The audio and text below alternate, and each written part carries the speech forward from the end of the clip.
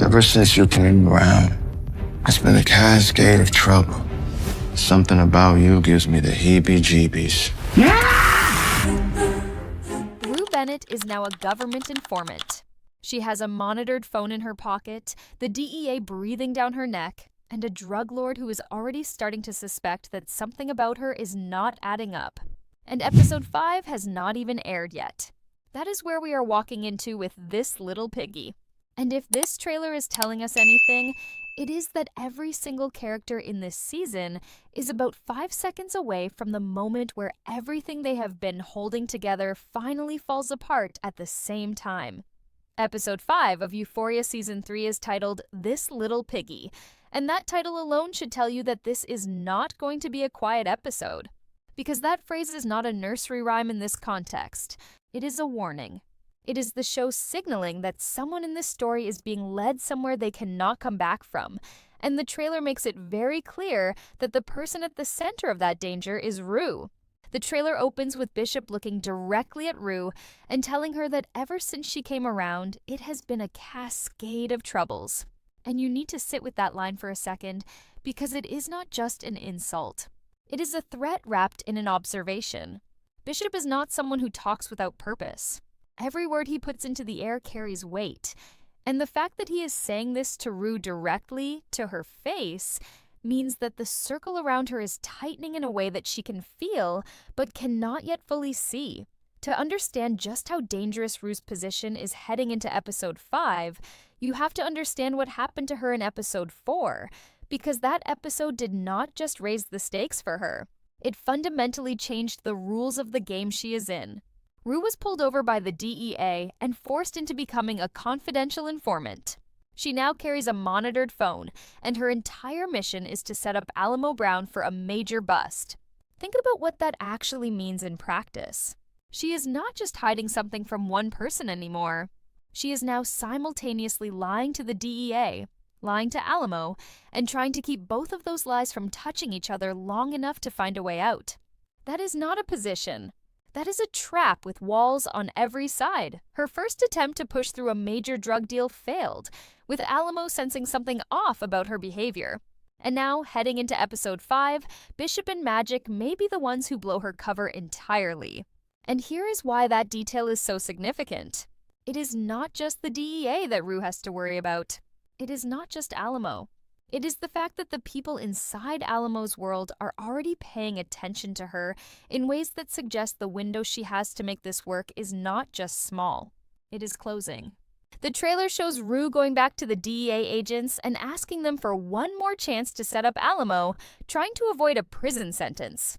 And that moment, that specific ask, tells you everything about how far her back is against the wall right now. She is not operating from any kind of leverage. She is operating from desperation. She is bargaining with people who hold every card in this deal, and the only thing keeping her out of a prison cell is her ability to deliver something that is getting harder and harder to deliver every single day. Meanwhile, back at the Silver Slipper, Lori's crew robbed the club, shot Big Eddie, and Magic has already identified Faye from security footage. Rue confirmed her connection to Lori, which has now escalated the violence between these two crews to a point of no return. Rue did not just become an informant. She became a live wire sitting between two criminal operations that are now actively at war with each other. And she is the one person that both sides are watching. So the question that episode 5 is really asking is not whether things are going to get worse for Rue, because they are. The only question left is whether she is going to see the moment it all collapses before it actually does, or whether the first sign she gets is the last one she gets. While Rue is drowning in a situation that is closing in on her from every direction, there is another story unfolding in this episode that operates on an entirely different frequency.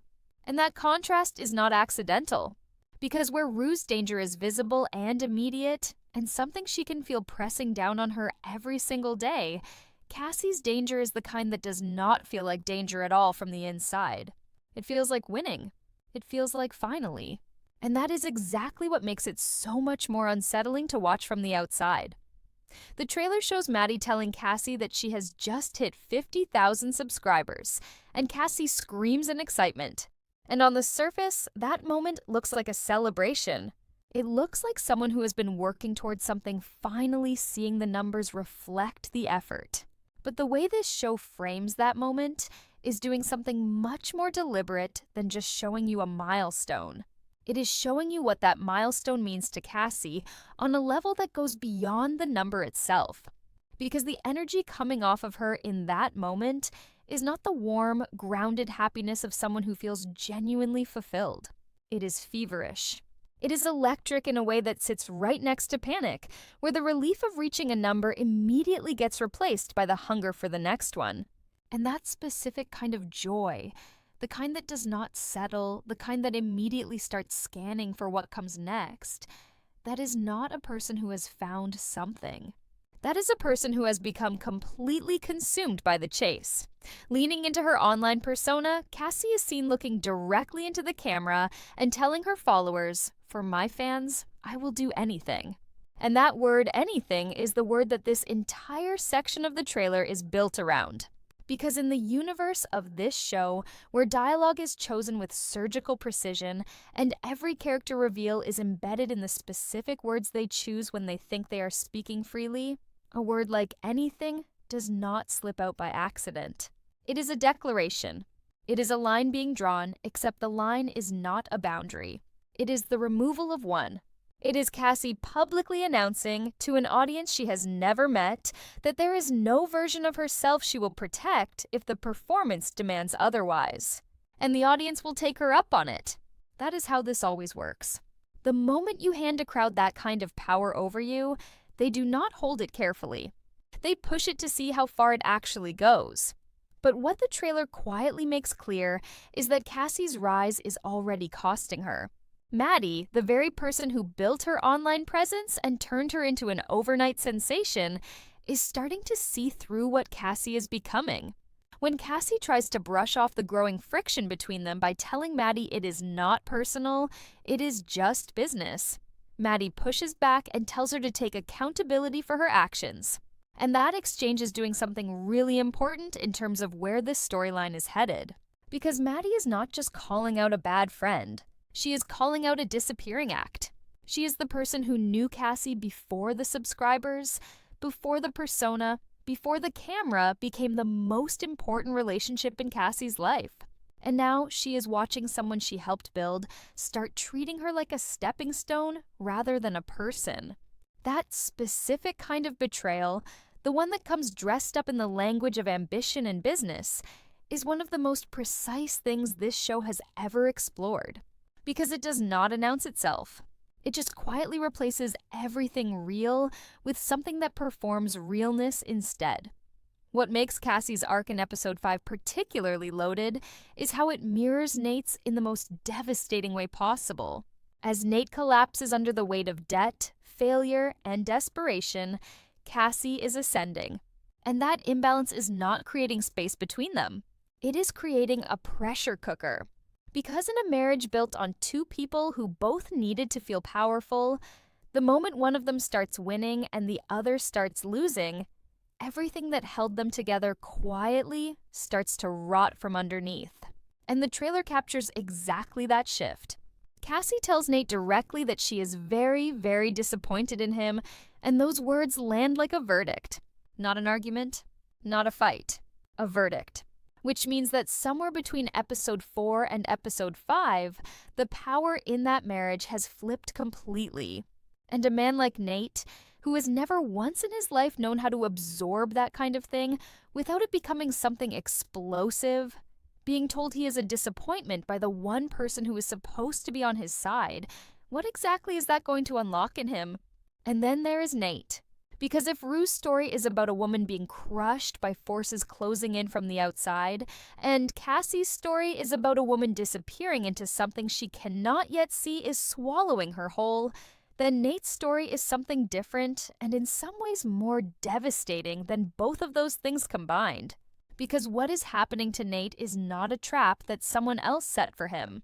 It is a trap that he built himself, brick by brick, with his own hands, over years of believing that confidence was the same thing as competence, and that the rules that applied to everyone else simply did not apply to him. Heading into season 3, it appeared that Nate still had everything. A massive mansion, a construction company inherited from his father, a Cybertruck, and an engagement to Cassie. Everything on the surface looked like a man who had figured it out. But the surface was the entire lie.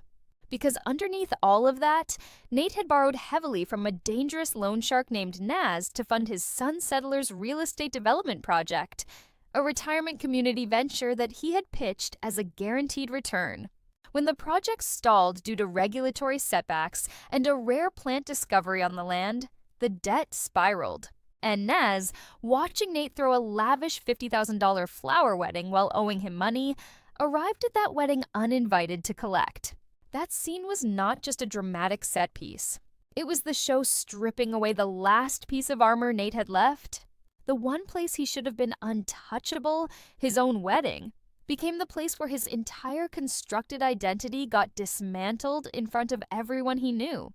He now owes over $1 million to Naz, and that debt did not come without physical consequences. He lost a toe at his own wedding as a warning. Think about what that means for a character like Nate. A man who has spent his entire life using physical presence and psychological intimidation as his primary currency. A man who has always been the most dangerous person in whatever room he walked into.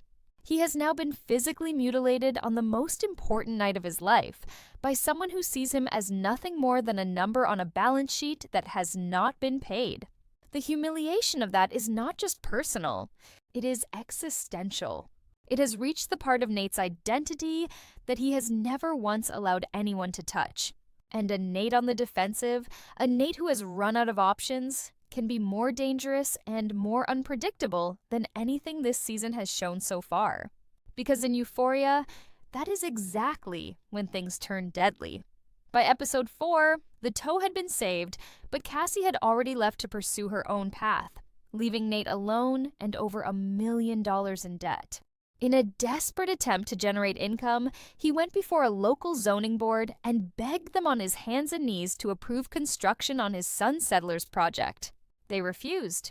And that image, Nate Jacobs on his knees begging, is the kind of image that this show does not put on screen without meaning every single pixel of it.